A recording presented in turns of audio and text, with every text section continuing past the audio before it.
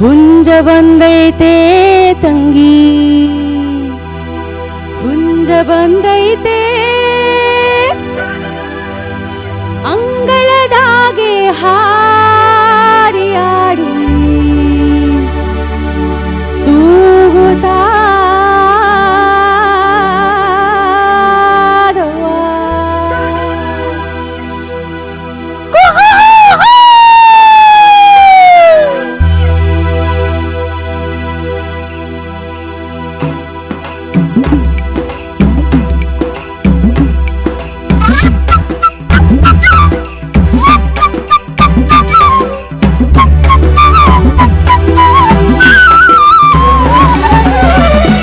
ಬಂದೈತೆ ತಂಗಿ, ಹುಂಜ ಬಂದೈತೆ ತಂಗಿ, ಹುಂಜ ಬಂದೈತೆ ತಂಗಿ, ಹುಂಜ ಬಂದೈತೆ ಅಂಗಳದಾಗೆ ಹಾರಿಯಾಡಿ ತೂಗುತ್ತಾದವ್ವ, ಈ ಅಂಗಳದಾಗೆ ಹಾರಿಯಾಡಿ ತೂಗುತ್ತಾದವ್ವ ಯವ್ವ. ಹುಂಜ ಬಂದೈತೆ ಅಲೆ, ಹುಂಜ ಬಂದೈತೆ ಅಲೆಲೆ, ಹುಂಜ ಬಂದೈತೆ ತಂಗಿ, ಹುಂಜ ಬಂದೈತೆ ಅಂಗಳದಾಗೆ ಹಾರಿಯಾಡಿ ಕೂಗುತ್ತಾದವ್ವ, ಈ ಅಂಗಳದಾಗೆ ಹಾರಿಯಾಡಿ ಕೂಗುತ್ತಾದವ್ವ.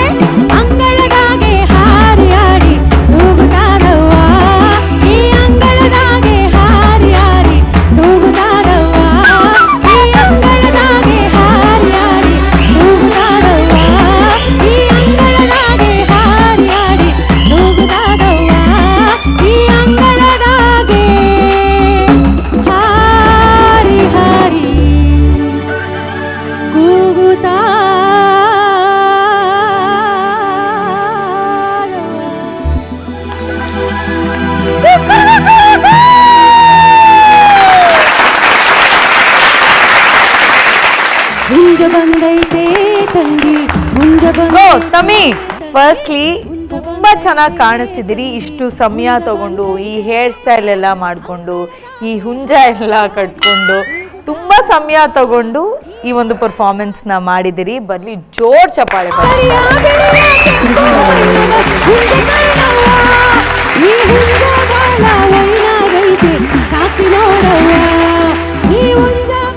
ತುಂಬಾ ಬ್ಯೂಟಿಫುಲ್ ಆಗಿ ಕಾಣಿಸ್ತಿದ್ದೀರಿ. ಏನು ಇದು ಹುಂಜ ಹಾರೇ ಇಲ್ಲ, ಹೆಗ್ಲ ಮೇಲೆ ಇದೆ. ಆಕ್ಚುಲಿ ನಾನು ರಾತ್ರಿನೇ ಹಾರೋ ಹುಂಜ ತಗೊಂಡ್ ಬರೋಣ ಅಂತ ಅನ್ಕೊಂಡು ನಾವೆಲ್ಲ ಹಾರಿರ್ತಾ ಇದ್ವಿ ಅದ್ರ ಅಷ್ಟೇ ತಂದಿದ್ರೆ ಆಮೇಲೆ ಇಲ್ಲೆಲ್ಲ ಅದು ಹಾರಿಸ್ಬಿಡ್ತಿತ್ತು ಅಂತ ಹೇಳಿ ಬೇಡ ಬೇಡ ನಾವೆಲ್ಲ ಇಲ್ಲಿ ನೋಡಿ ಎಲ್ಲರನ್ನು ಕರ್ಕೊಂಡ್ ಬಂದಿದೀವಲ್ಲ, ಇಲ್ಲಿ ಒಂದ್ಸರಿ ಹುಂಜ ತರ ಕೂಗಿ ನೋಡೋಣ. ಹಾ, ಇನ್ನೊಂದು ಹುಂಜ ಒಂದೇ ಹುಂಜನ ಈ ಕಡೆ ವಿಶ್ವ ಏನು ಹೆಣ್ಕೋಳಿಂಗ್ ಕರೆದಂಗದೆ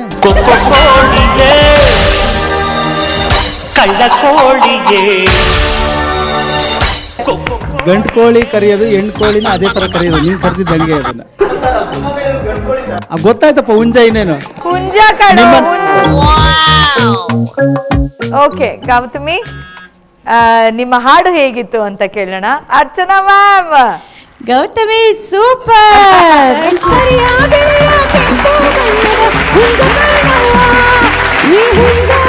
ಎಷ್ಟು ಮಜವಾಗಿ ತಯಾರಾಗಿ ಬಂದಿರಿ. ಇವತ್ತು ನಾನು ಗೌತಮಿ ಜೊತೆ ಸೆಲ್ಫಿ ತಗೋಬೇಕು. ಹೌದು. ಅಯ್ಯೋ ಅಯ್ಯೋ ಅಯ್ಯೋ ಏನು ಕ್ರಿಯೇಟಿವಿಟಿ ಮಾದು. ಆ್ಯಕ್ಚುಲಿ ಗೌತಮಿ ಇವತ್ತು ಕೋಳಿ ಥರ ಕಾಣಿಸ್ತಾ ಇದ್ದಾರೆ. ಹೆಗ್ಲ ಮೇಲೆ ಒಂದು ಹುಂಜ ಕೂರಿಸ್ಕೊಂಡ್ಬಿಟ್ಟಿದ್ದಾರೆ. ಸರಿ ಹೋಯ್ತು, ಅಲ್ಲಿಗೆ ಪಿಕ್ಚರ್ ಕಂಪ್ಲೀಟ್.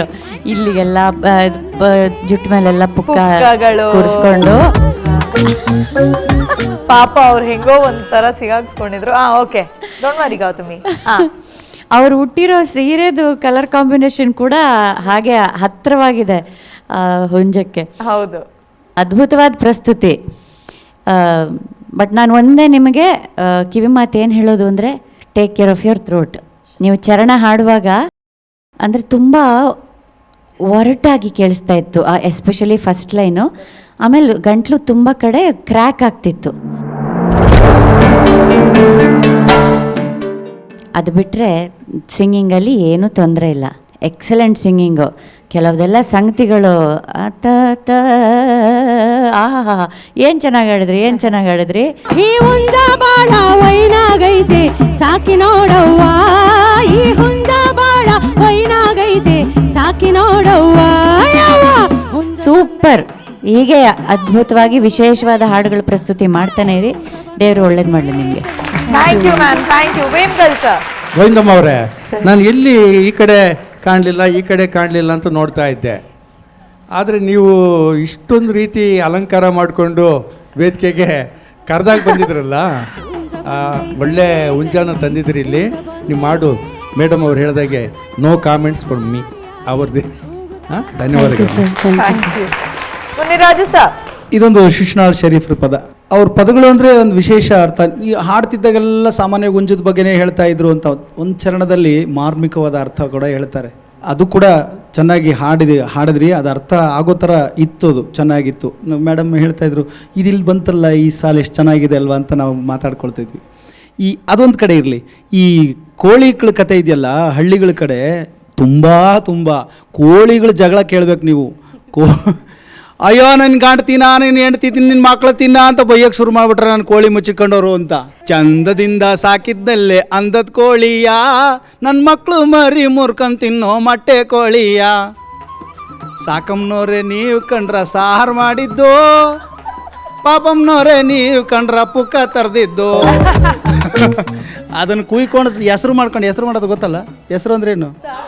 ಸಾರು ಮಾಡ್ಕೊಂಡು ತಿನ್ನೋದು ನೋಡಿದ್ರ ಅಯ್ಯೋ ಕೋಳಿಗಳು ಜಗಳ. ಆಮೇಲೆ ಯಾರಾದರೂ ಜಗಳಕ್ಕೆ ಹೋದ್ರೆ ಇವನೇನೋ ಕೋಳಿ ಓದಂಗೆ ಗೊತ್ತಾನಲ್ಲೋ, ಕೋಳಿ ಹುಂಜ ಓದಂಗೆ ಗೊತ್ತಾನಲ್ಲೋ, ಜಗಳಕ್ಕೆ ಅಂತಲ್ಲ. ಈ ಹಳ್ಳಿಗಳಲ್ಲಿ ಕೋಳಿದೇ ದೊಡ್ಡ ವಿಷಯ. ಅದು ಕೋಳಿ ವಿಷಯಕ್ಕೆ ಮಾರಾಮರಿಗಳು ನಡೆದುಬಿಟ್ಟಿರ್ತವೆ.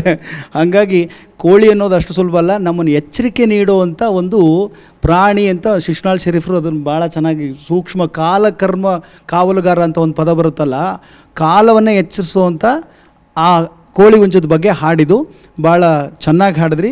ಒಳ್ಳೆಯದಾಗಲಿ. ವಿಭಿನ್ನವಾದ ಹಾಡುಗಳನ್ನು ತರ್ತಾ ಇದ್ರಿ ಈ ವೇದಿಕೆ ಮೇಲೆ. ನಿಮಗೆ ಒಳ್ಳೇದಾಗ್ಲಿ ಅಮ್ಮ. ಆ್ಯಕ್ಚುಲಿ ನನಗೆ ಇವತ್ತು ಎಲ್ಲ ತಯಾರಿ ಕಾರಣ ನವೀನಣ್ಣ ಮತ್ತು ನಮ್ಮ ಕಾವ್ಯ. ಓ, ಅದಕ್ಕೆ ಜೋಶಲ್ಲಿ ಮಾತಾಡ್ತಾ ಇದ್ದಾರೆ ಅವರು.